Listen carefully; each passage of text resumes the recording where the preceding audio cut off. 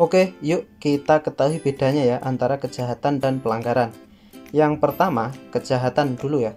Yang kejahatan itu merupakan perbuatan-perbuatan yang meskipun tidak ditentukan dalam undang-undang sebagai perbuatan pidana, namun dirasakan sebagai onreh atau perbuatan yang bertentangan dengan hukum. Sedangkan pelanggaran yaitu perbuatan-perbuatan yang sifatnya melawan hukum dan baru dapat diketahui setelah ada undang-undang yang menentukannya.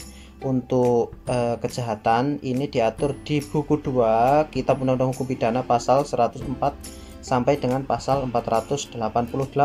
Sedangkan untuk pelanggaran di buku 3 ya, Kitab Undang-Undang Hukum Pidana pasal 489 sampai pasal 569.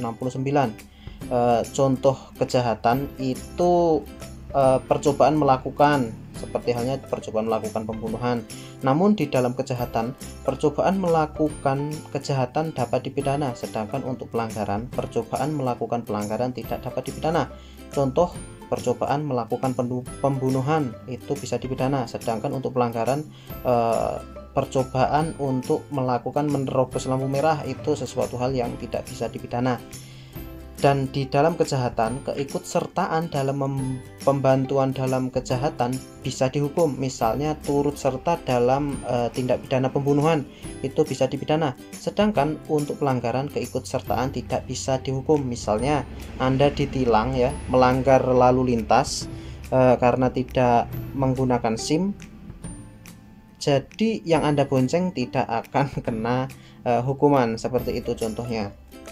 Selanjutnya, untuk kejahatan batas waktu penuntutan lebih lama ya, sedangkan untuk pelanggaran batas waktu penuntutannya lebih singkat.